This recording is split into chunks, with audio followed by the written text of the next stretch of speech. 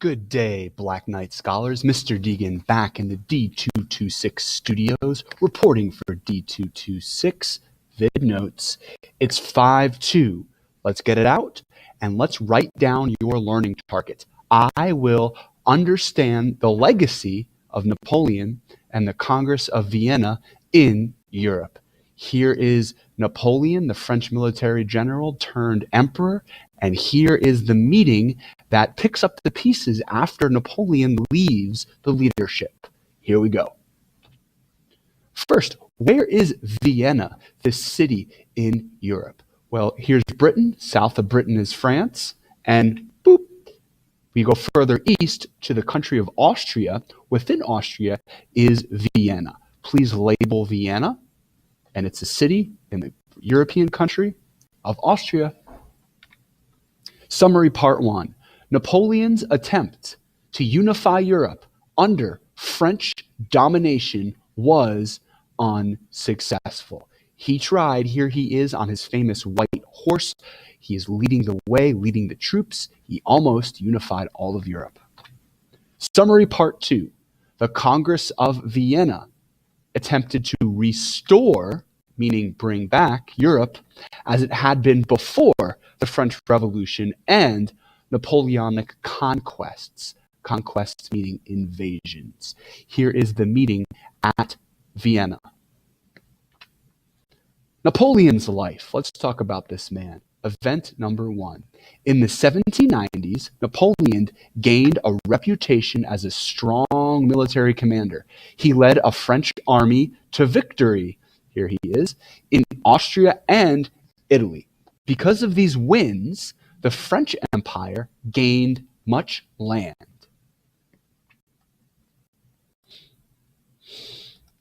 Napoleon's life event number 2. In 1799, Napoleon took control of the entire French government.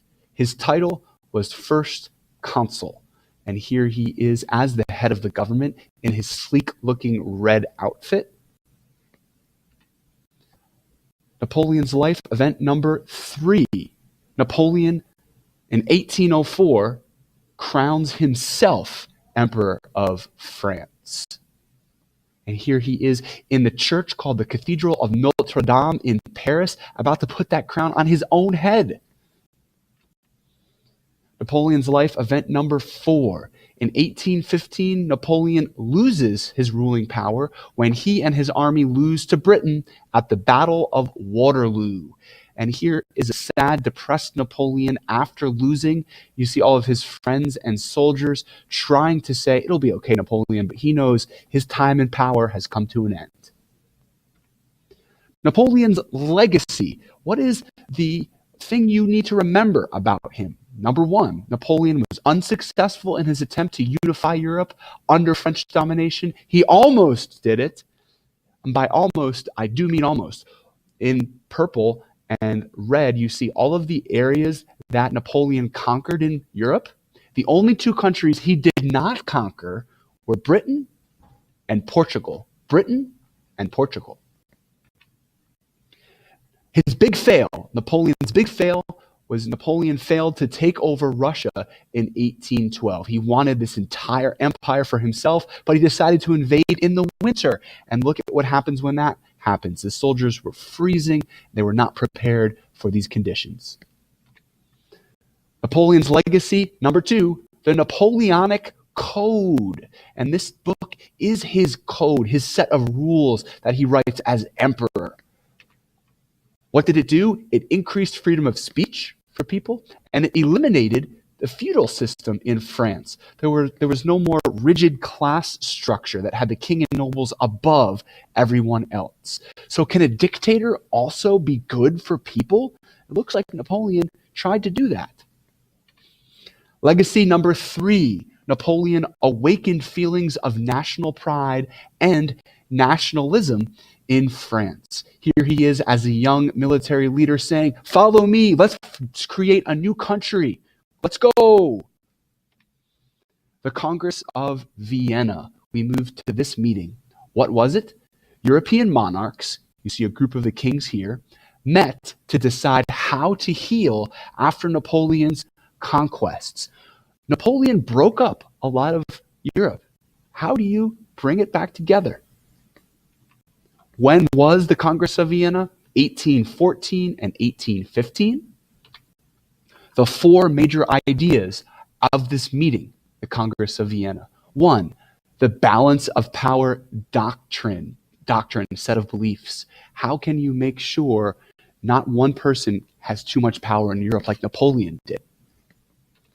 Number two, the restoration, meaning the bringing back of monarchies in Europe. This form of government came back. Number three, drawing a new political map of Europe. Boing, here it is. Here's the new map. You see France is much smaller. The empire has been broken up.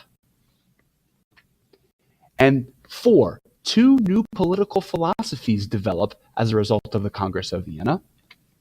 Liberal and conservative, as you see on your sheet. Let's write a definition for liberal.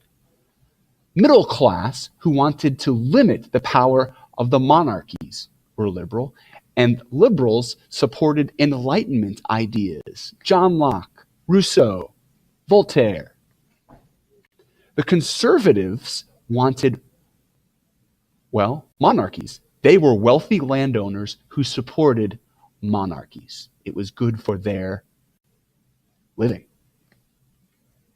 We're almost done. Please think of one question you'd like to go in more depth with that we covered. Write that question down. It's worth 4 points. And when you're done, you are done with 5-2. This is Mr. Deegan in the D226 studios signing off.